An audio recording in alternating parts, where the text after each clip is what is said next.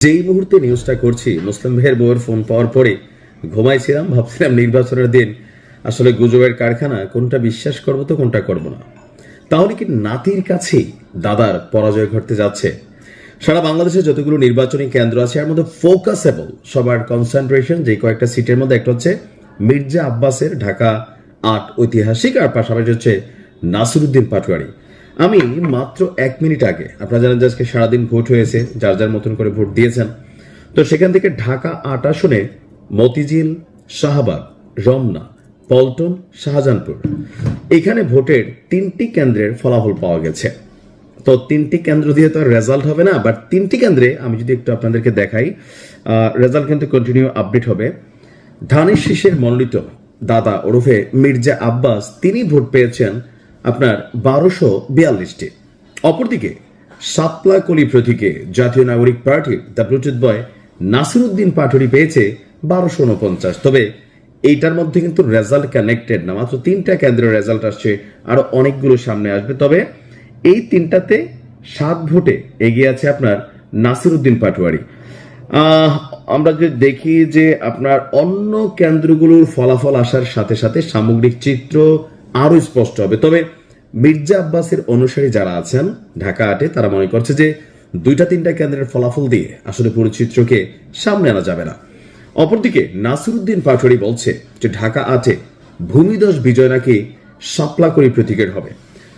আর এছাড়া বাংলাদেশে আজকে যতগুলো জায়গায় নির্বাচন ঘটেছে আমি সারাদিন অবজারভেশন করছিলাম যে রেজাল্ট কোন দিকে যেতে পারে। যেমন আমাদের কুমিল্লা 5, কুমিল্লা 6, এখানে ধানের শীষ, দাঁড়িপাল্লা কাছাকাছি লেভেলে কিন্তু এখানে বিট করছে।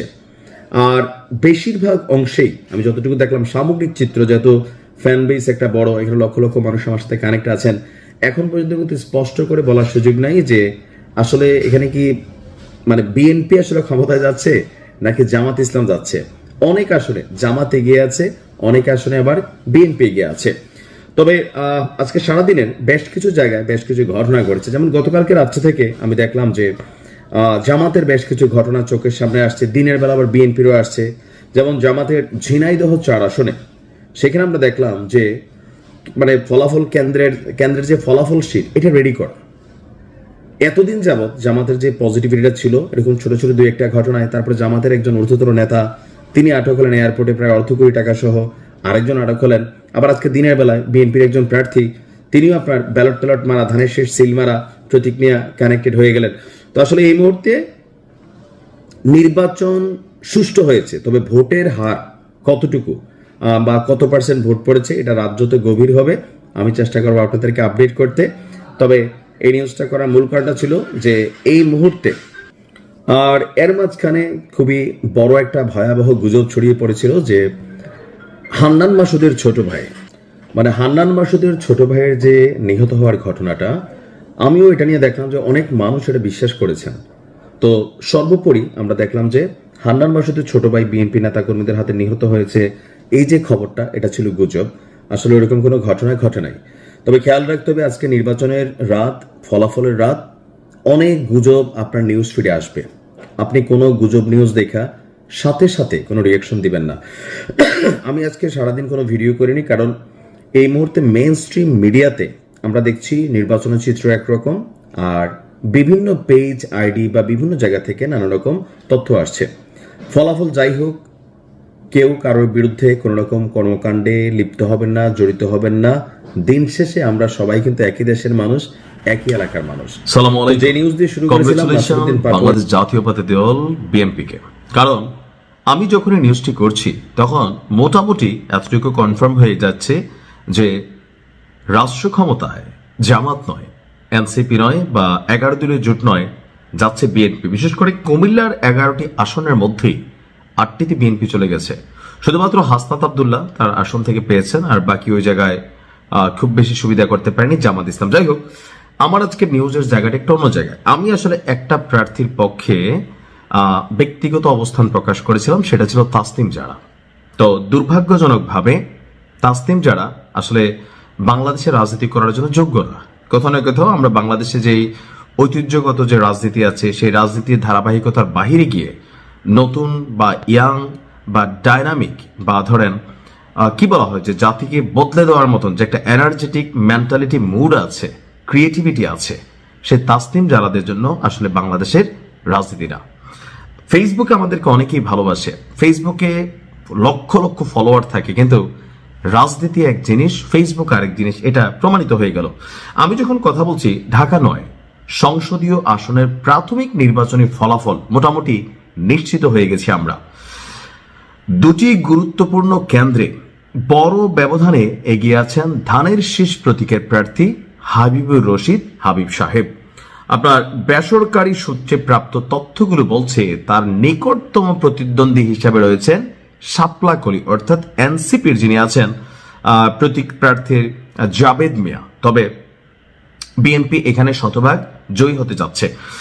আর অন্যদিকে আমাদের তাসনিম যারা আছেন ফুটবল মার্কা নিয়ে বর্তমানে চার্টের একদম লাস্টে অর্থাৎ তৃতীয় অবস্থানে। আমরা যতটুকু দেখলাম যে সর্বশেষ 116 নম্বর আসনের যেটা আসলো সেখানেও ধানের শীষের প্রার্থী বিপুল ভোটে তিনি আধিপত্য বিস্তার করেছেন। খিলগাঁও গার্লস স্কুল কেন্দ্রেও আপনার ধানের শীষের জয় জয়কার। এরপরে আমরা যদি দেখি যে আপনার ঢাকা দক্ষিণ সিটি কর্পোরেশনের 1 থেকে 7 এবং 71 থেকে 75 নম্বর ওয়ার্ড নিয়ে গঠিত এই আসনে মোট ভোটার সংখ্যা হচ্ছে 4,69,360 জন। আর এখানেও আপনার দেখা গেছে যে তাসনিম যারা খুব বেশি পজিটিভ ভাইব তৈরি করতে পারে নাই। এখন তাসনিম যারা নির্বাচনী প্রচারণা ছিল ভিন্ন, টাকা খরচ করবে না, সে ক্রাউড ফান্ডিং এর মাধ্যমে তিনি তার নির্বাচন করেছেন। অর্থাৎ বাংলাদেশে যেখানে প্রার্থীরা টাকা খরচ করে জিতে, সেখানে তাসনিম যারা বা এনসিপির অনেকেই, আবার ধরেন আমি দেখছি ওই যে ব্যারিস্টার ফুয়াদ, ভিপি নুরুল হক নূর, রাশেদ, অনেকেই তারা ক্রাউড ফান্ডিং এর মাধ্যমে জনগণের টাকা দিয়ে নির্বাচন করার প্রতিশ্রুতি দিয়েছিলেন যে দেখেন আপনারা আমাকে টাকা দিয়ে নেতা বানাবেন, এমপি বানাবেন, আমি রাষ্ট্রের কোনো টাকা খাবো না, আমি ভোগ বিলাস করবো না, আপনাদের জন্য কাজ করব। এখন এই যে ধরেন তাসনিম যারার পরাজয় হয়েছে, এটাতে আসলে কি মেসেজ ক্রিয়েট হয়েছে যে নতুনদের মধ্যে হাসনাত আব্দুল্লাহর বিষয়টা আলাদা। এখানে যদি মঞ্জুর হক মুন্সি থাকতো এই আসনও বিএনপি বাগিয়ে নিত, এটা কিন্তু সত্যি। এখন মঞ্জুর হক মুন্সি তিনি এখান থেকে মাঠ থেকে ছিটকে যাওয়ার কারণে অন্য যে প্রার্থী আছেন এগুলো টিকবে না। আর হাসনাত জুলাই আন্দোলনে যারা নেতৃত্ব দিয়েছেন এদের মধ্যে একটা ভাইবের জায়গা হচ্ছে হাসনাত, বা খুব বেশি যে তার সম্পর্কে অভিযোগ আছে ওরকম ছিল না। বাট যদি মঞ্জুর হাসান মুন্সি থাকতো সেখানেও বিএনপি কিন্তু জয় পেয়ে যেত। আর বাকিগুলো যেগুলোতে দুই একটাতে অন্যরা হয়তো পাবে সেগুলো হচ্ছে জামাতের ভোটগুলা, বেশ কিছু আসন আছে। তো জামাতের জন্য বেশ কিছু দুর্ভাগ্যের মধ্যে একটা হচ্ছে যে জামাতের আমির তার নিজের কেন্দ্রেই তিনি ফেল করেছেন, অর্থাৎ 7 ভোটে তিনি হেরে গেছেন।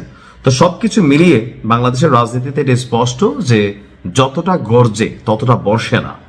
সমীকরণ বলছে বিএনপি কাছাকাছি লেভেলে 250 সিট পাবে, আগামীকালকে হয়তো আপনারা খবর পাবেন।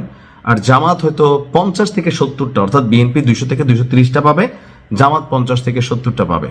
আর তাসনিম যারা, তার জন্য রাজনীতিটা টাকা কামানোর ইস্যু ছিল না, তার হিউজ আর্নিং আছে, ইউরোপের মতন দেশে তার জন্য রাস্তা খোলা আছে, ফেসবুকে ফ্যান ফলোয়ার আছে। বাট ওই যে নতুনদেরকে রাজনীতিতে টানার জন্য দলের বাহিরে স্বতন্ত্র হিসাবে কেউ যদি ভাবে যে আমি দেশের জন্য সেবা করব, এটা বাংলাদেশে পসিবল না, ইউরোপ আমেরিকাতে পসিবল। তারপর আমি মনে করব